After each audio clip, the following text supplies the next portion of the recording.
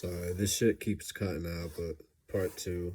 I was just saying I'm struggling to find the consistency in your lineup, Rubes. James Robinson, questionable. Gaskin, streaky. Hunter Henry, touchdown dependent. Waddle doesn't get the yardage. Rob Woods out for the season. You can drop him. No reason to have Kirk Cousins. I mean, you have Lamar. Lamar's had his bye. You can drop Kirk Cousins. No reason to roster another quarterback. Evan Ingram, another tight end. You don't need him. You can drop him. I'm just like very, very touchdown dependent, this lineup. Um, I just don't see why you didn't want to wait on Aaron Jones and just find a better offer, but that's your choice. But I've got you at 7 this week. Just you got a tough matchup this week with Sean. So I'm thinking you can probably put up 120 this week, but it's gonna be tough, man. It's gonna be tough. But you're 6-4. You're still right in the thick of the playoff hunt. See your rest of season schedule. You've got Sean, Durs, Yorkie, then me. So every team you play has a 500 or winning record the rest of the season. So you've got your hands full. So we'll see what happens. 6-4, right in the playoff hunt, and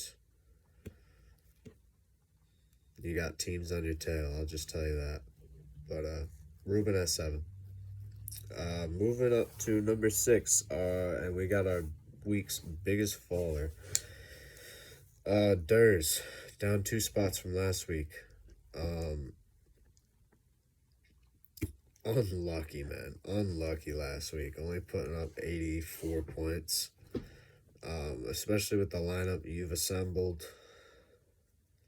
I really thought I was going to get it done. But this week, I don't think is Logan Thomas back? I'm not sure. It still has zeros in his projection, but I'm pretty sure he's back. But you got Cooper Kupp on a bye, which really fucking sucks, and Higbee. So you're probably going to need to pick up another tight end, and Nick Chubb also might be out. So I think D-Hop's coming back. I'm not sure, but he's dealing with a hamstring thing. I sent you that the other day, but I think he'll be fine. But if he doesn't come back, you're going to be struggling to put up points again for another week, and you're 5-5. You really can't be affording to lose at this point. And you're facing TJ, which I already said was a big matchup for both of you, because he's trying to get your spot and you're trying to move up and distance yourself from these guys. So it's gonna be tough. It's gonna be tough. And needless to say, Herbert and Eckler don't really have good matchups. Amari Cooper, I think he'll have a good matchup. But if Chubb's out, that sucks, because you got Devin Singletary on the bench. That's about it. And then Allen Robinson is the fantasy bust of the year. So glad he's off my team. But it's gonna be tough, man. I got you at 6 because you're 5-5, and I see potential for your lineup to boom. But injuries have been the name of the game. So I don't know what you want me to give you merit for, because last week you put up 84 points, and this week you might be moving down again. But anything can happen. These guys can pop off. You could easily be 6-5 by the end of the week. So we'll see. But it's looking a little shaky for you right now. So we got Durs at 6. Moving up to number 5. Got myself back in the top 5, fucking finally. And I don't really know how, but my lineup's starting to actually impress me. Antonio Gibson had a top 10 running back week last week. Took a fucking gamble on him. George Kittle's starting to do his thing. Mixon's a dog. Brady's a dog. Devontae Smith is starting to turn up, and he's got a really good rest of season schedule. Chase Claypool, questionable, but he practiced. I like Claypool, rest of season, good rest of season schedule. It's going to be him and Deontay, so we'll see what happens with that. But, I mean, Gronk on the bench, he practiced today, he practiced yesterday. I could throw him at the flex. I got Ingram, one of the most premium handcuffs in the game right now. Ramondre Stevenson, I think he's something. He could be a top 30 back, just standalone. And then we got Odell. Go watch Odell's movie. It fucking sucks. And then Edmonds on IR. So, like, we're in a good spot right now. I mean, projections don't really mean shit. Like, 116.5. It's whatever. I don't, at this point, I'm on a 4-game win streak. I don't give a fuck about projections. But if there's one thing I gotta say, I'm an injury away from being shithouse. So if Mixon's gone, then I don't know what to do. Because we all know that the Mixon curse is a real thing, and I'm really taking that on right now. So we'll see.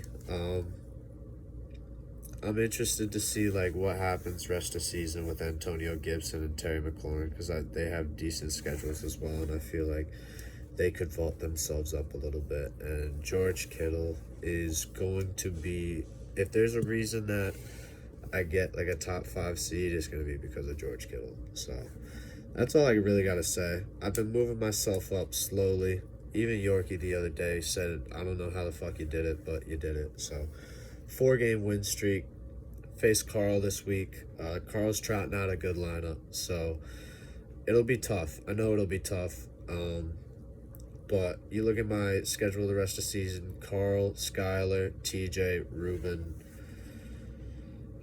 Got the chance to run the table, I'm just saying. But I'm being a little cocky. I got myself at 5. Up 2 spots from last week, and I'm this week's biggest riser in the rankings. Going up to number 4, up 1 spot from last week, we got Jerry. Tough week, tough loss last week. Lost by 7 points, 7.3 points to the boy. But I mean, looking at your lineup this week, it's good. It's really good. I like Pittman a lot. You just look at the depth on your bench. It's awesome. DJ Moore, Renfro, Shep, Kirk, all top 30 wide receivers. Conklin's starting to turn up. Cam Newton, I mean, little of a gamble, but if he can do anything that he was doing in Carolina before now, like, you'll be fine. But, I mean, you got Mahomes, so it doesn't really matter. And the Chiefs are starting to turn up, so who knows? I mean, 7-3, tied for first in our division with Sean. Consistently putting up, like, 115 or better each week, which is a good floor to be at in fantasy, because 115, you can win weeks with that. And if you can put up 115 or more every week, that's good going forward. So, not much to say on it, Jerry. Like, good team. Tough loss last week. But you're playing Hato this week. Could be a get-right week. So, who knows? But Jerry at 4. Moving up to number 3. We've got no change. We've got Sean. Sean put up 116 last week off the back of Deebo Samuel. Just picked up Chris Carson, so that could be interesting going forward with the pairing of Taylor and Carson. But again, I don't really have much to say. Every week, you don't change your lineup, so it's not like I really have much to do analysis on. It's the same every week. You're going to be, I know we talked about it, you're going to be picking up a quarterback this week. That's very near and dear to our hearts, and you'll have another good week. You're facing Ruben, big week. Both of you need these wins bad for playoff seeding, so it'll be interesting. Sean at 3. Moving up to number 2. And we've got our first change ever. Moving up to number 2, we've got Hazelbean. Down 1 spot. Eked out a win against Ruben. Won by 12 points. Nothing much to say. Rashad Bateman starting to do his thing in Baltimore. But the bench is looking good. I like Kendrick Bourne. That was a sneaky pickup. You got Corey Davis, Elijah Moore, Javante. So, I mean, the lineup's good, but I mean, through process of elimination, you can tell that Yorkie is number 1, and I just feel like the moves that he made this week put him at number 1, because although you have a better record, we're going to take a look at some of your last matchups. Eked out a win against Quan, lost to Skyler. So, it's your last couple of weeks haven't been showing me promise, and Yorkie's been putting up like some good points, and his lineup just got a hell of a lot better. So yeah, Hazelbean at 2, Yorkie at 1. Not much to say. Yorkie at this point, if you don't win the league, it's a fucking failure, and I want to put that pressure on you right now, because when you lose, it's going to be fucking epic. So, we'll see. Yorkie, you're fucking projected 135.5 points in a 12-man PPR league. That's retarded. So, you got a fucking bullseye on your back. That's all I'm saying. But with that being said, I conclude the rankings this week. A lot of change up and down, and we've got a good couple weeks coming up for playoff seeding to change. So, bowling tonight. A couple of us might not be able to make it, but Thursday night football, Patriots and Falcons. So let's see. Let's win some money on some bets. All right, peace out.